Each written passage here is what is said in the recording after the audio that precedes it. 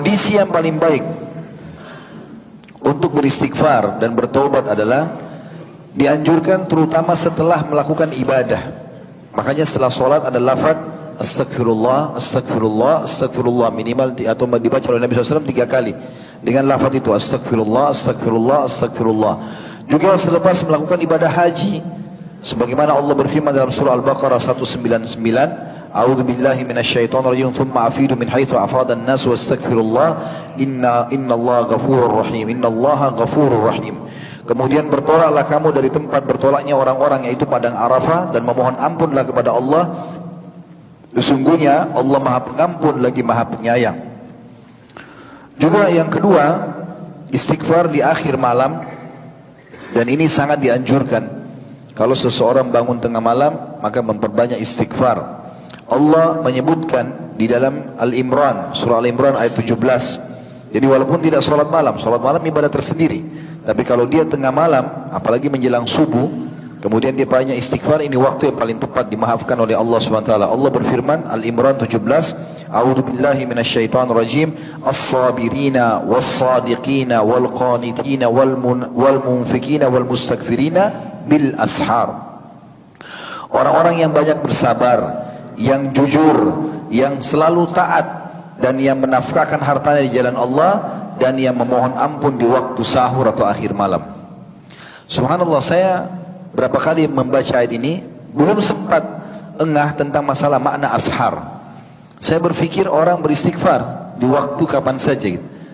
Saya pernah duduk di Masjidil Haram menunggu menjelang subuh, lagi rame-ramenya orang gitu. Kemudian ada satu orang sudah tua, berjenggot putih sekali.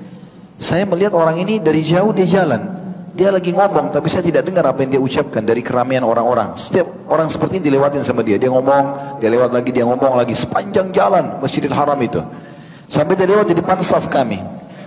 Kemudian dia mengatakan astagfirullah, astagfirullah, sampai dia kasih isyarat tangan. Wah, dia baca ayat ini, wal mustaghfirina bil ashar, ashar hadzal waqt, dia bilang istighfarlah kepada Allah, istighfar kepada Allah, karena Allah mengatakan dan orang-orang yang beristighfar di waktu ashar. Dan ingatlah, ashar itu adalah sekarang, itu pada saat menjelang subuh. Jadi subhanallah, Allah kadang-kadang memberikan kita ilmu juga dari orang-orang yang saleh, yang mengamalkan dari amal-amal itu. Allah juga menyebutkan dalam surah Az-Zariyat ayat 17 sampai ayat 18, A'udzu billahi minasyaitonir rajim, kanu qalila minal laili ma yahja'un wa bil ashari hum yastaghfirun. Mereka sedikit sekali tidur di malam hari, dan di akhir-akhir malam mereka memohon ampun kepada Allah. Dan telah disebutkan juga dalam tafsir firman Allah SWT tentang kisah Nabi Ya'qub alaihissalam dalam surah Yusuf ayat 98, A'udzu billahi minasyaitonir rajim, qala sawfa astaghfiru lakum rabbi innahu huwal ghafurur rahim. Ya'qub berkata kepada anak-anaknya, aku akan memohonkan ampun bagi kalian kepada Rabbku, sesungguhnya dialah yang Maha Pengampun lagi Maha Penyayang. Beliau menunda istighfar sampai akhir malam.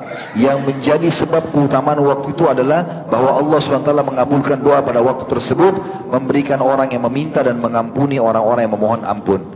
Jadi Ya'qub alaihissalam mengatakan, saya akan mohon ampun untuk kalian, tapi saya akan tunggu di waktu malam untuk khusus memohon ampun untuk kalian. Ini sejalan dengan hadis Abu Hurairah radhiyallahu anhu bahwasanya Nabi SAW bersabda, Rabb kita turun pada malam ke langit, ya, setiap malam ke langit dunia, ketika hanya tersisa sepertiga malam yang terakhir, dia berfirman, barang siapa yang berdoa kepadaku, maka aku akan memberikan atau kabulkan. Barang siapa yang meminta ampun kepadaku atau meminta kepadaku, aku akan penuhi. Dan barang siapa yang memohon ampun kepadaku, aku akan ampuni.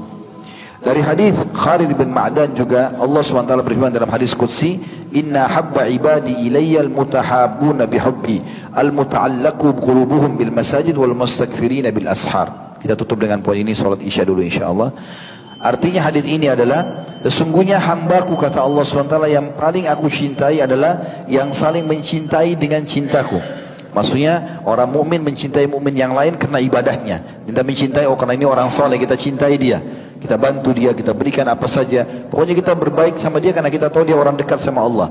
Itu adalah orang yang paling Allah cintai. Sesungguhnya hambaku yang paling aku cintai adalah yang saling mencintai dengan cintaku, dan yang terpaut hatinya dengan masjid. Dari solat ke solat, selalu mau ingin disolat di masjid. Dan yang ketiga adalah orang yang selalu memohon ampun pada waktu akhir malam. dan hadis ini diriwayatkan oleh Imam Bukhari.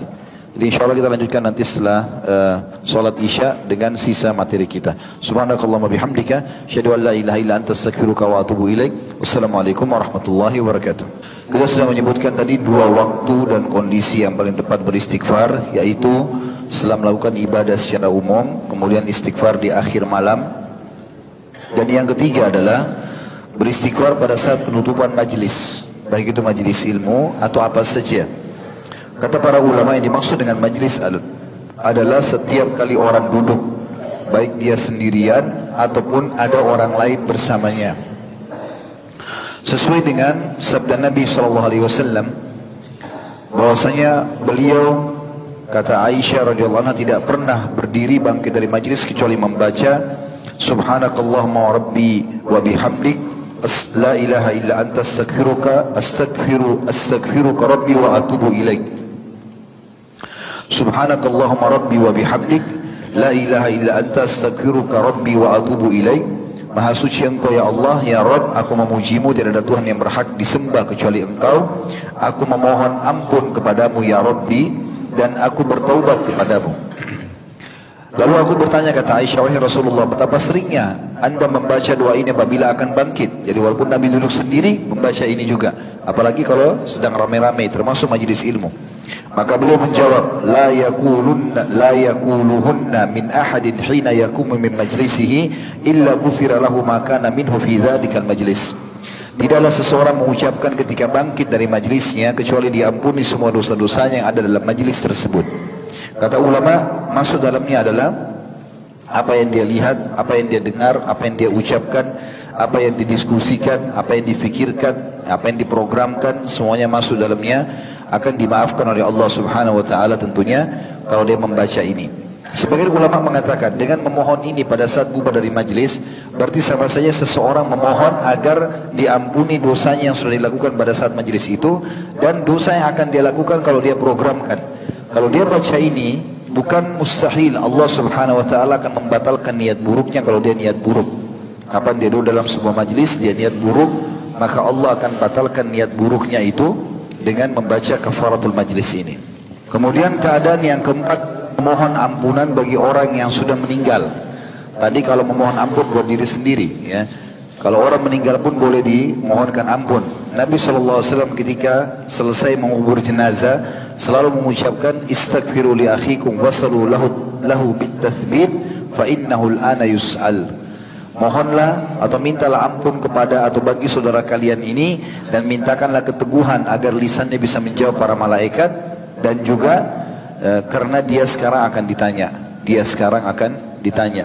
Allah Subhanahu wa taala, teman-teman, dengan kemahamurahannya tidak hanya memberikan kesempatan kita untuk memohon ampun dan beristighfar sehingga dia memaafkan kita, dan akhirnya terbukalah segala macam pintu-pintu rezeki yang dia janjikan, tapi Allah juga menyiapkan makhluk-makhluknya yang lain yang memohon ampun buat kita. Di antaranya adalah ciptaan Allah yang mulia, para malaikat. Malaikat itu setiap harinya memohon ampun kepada Allah untuk orang-orang beriman. Sebagaimana Allah menjelaskan di dalam Al-Quran, di dalam surah Al-Mu'min ayat 7. A'udzu billahi minasyaitonir rajim. Alladzina yahmiluna al-arsya wa man hawlahu yusabbihuna bihamdi rabbihim wa yu'minuna bihi wa yastaghfiruna lilladzina amanu. Rabbana wasi'ta kulla syai'in rahmatan wa ilma faghfir lilladzina tabu wattaba'u sabilaka wa qihim 'adzabal jahim. Malaikat-malaikat yang memikul singgasananya Allah, arsy, dan malaikat yang berada di sekelilingnya bertasbih memuji Rabb mereka, dan mereka beriman kepada Allah serta meminta ampun bagi orang-orang beriman, seraya mengucapkan, ya Rabb kami, rahmat dan ilmu meliputi segala sesuatu, maka berilah ampunan kepada orang-orang yang bertaubat dan mengikuti jalanmu, dan perihalalah mereka dari siksa neraka yang menyala-nyala. Juga disebutkan di dalam firman Allah surah Asy-Syura ayat 5, bahwasanya Allah memerintahkan para malaikat untuk memohon ampun bagi orang beriman. A'udzu billahi minasyaitonir rajim. Takadu as-samawati yatafattarna min fawqihim wal malaikatu yusabbihuna bihamdi rabbihim wa yastaghfiruna liman fil ard. Ala innallaha wal ghafurur rahim. Hampir saja langit itu pecah dari sebelah atas karena kebesaran Allah, dan malaikat-malaikat bertasbih serta memuji Rabb-Nya dan memohon ampun bagi orang-orang yang berada di bumi. Ingatlah bahwa sesungguhnya Allah dialah yang Maha Pengampun lagi Maha Penyayang.